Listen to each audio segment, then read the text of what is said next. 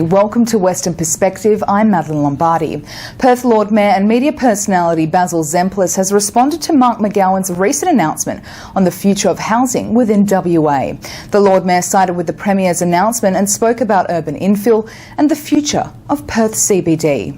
Yeah, well, we are great promoters of urban infill, obviously, and I think a lot of the announcements made by the Premier today really were announcements that pertain more particularly to outside of the CBD and the City of Perth. Clearly, urban infill, high-rise, density, they are a staple of our city going forward.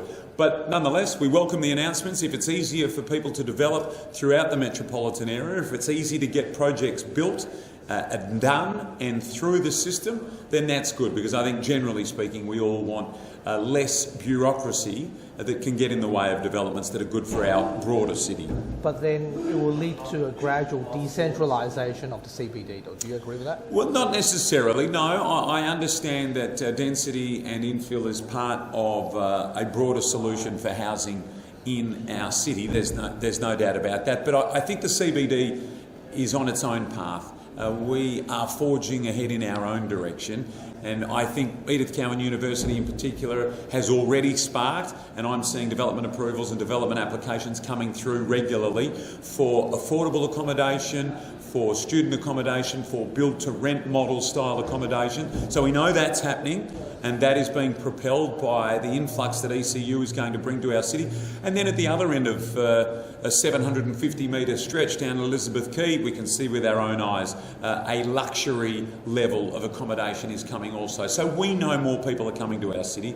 There are projects underway right now that tell us there will be more people, a significantly greater number of people living in our city in the next 2, 3, 5 years.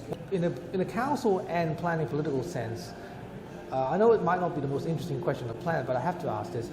What does the path contain for the City of Perth, for the CBD alone itself? What sort of path you want it to be on? What is it walking on right now? And what its destination will be? Yeah, well, we want more people living in the city, as simple as that. You heard the Premier say at the last census 29,000. Now I think we're at around 32,000. But with those developments that are on their way up now that I'm speaking about, we know that we're going to get to about 35 or 36,000 with the completion of those developments.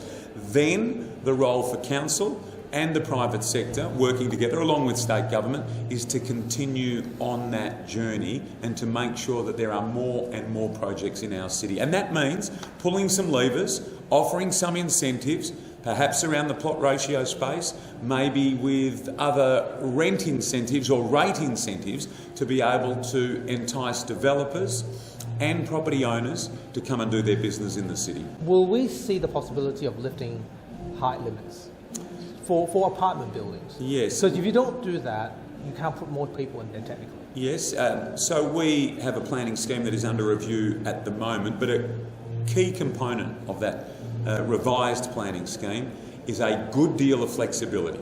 So if the right project comes along that is good for our city and meets other criteria, then we will have a range of flexibility available to us to be able to make sure that proposal is not knocked back on the grounds of height limits, for example. And I think flexibility is the key. So a new scheme with more flexibility is going to result in more projects getting done. Crime is still an issue in the city, but having said that though, how are you going to make families want to choose to live in the CBD rather than in the suburbs? And also, will there be a path forward for mandatory EV vehicles on apartment building charging? There will be, and there is. It's a big part of our planning, and sustainability is a key plank of the City of Perth. On the crime or antisocial behaviour, we know that those incidents occur right around the metropolitan area, but we've been very, very dogged in our approach. 175 extra police officers now operate out of the Perth City. They did not operate on our election just over 2 years ago. And events and activations are a huge part of what we offer, and a big part of the offering is around people coming into the city to ensure people numbers, activity, events have the desired impact on antisocial behaviour, i.e. it's not a place for people who wish to not do the right thing to be around. And people in our city is one of the best weapons against that. That was Lord Mayor Basil Zempilas. You can read that and many other premium stories by subscribing to the WAMN Extra News Club, supporting independent journalism and keeping democracy strong. You can join us by clicking on the link in the description below. And now here's Leah Puglisi with what's coming up on 6 News tonight.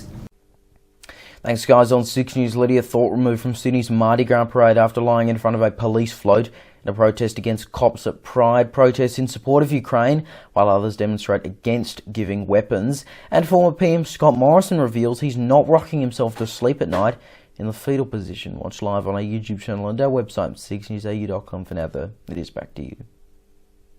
Thank you, Leo. And before we go, a brief weather update. We are heading into March very soon, but the warm weather refuses to go away.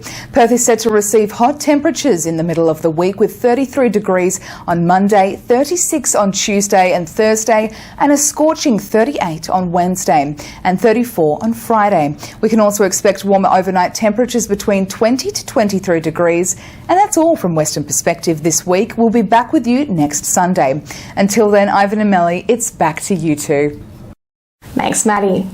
And that's our weekly news and current affairs. We have the latest news on our website, wamnnews.com.au. Don't forget to subscribe to the WAMN Extra News Club so we can continue our work in the community.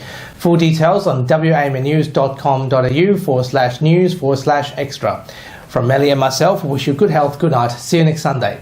Thanks for watching.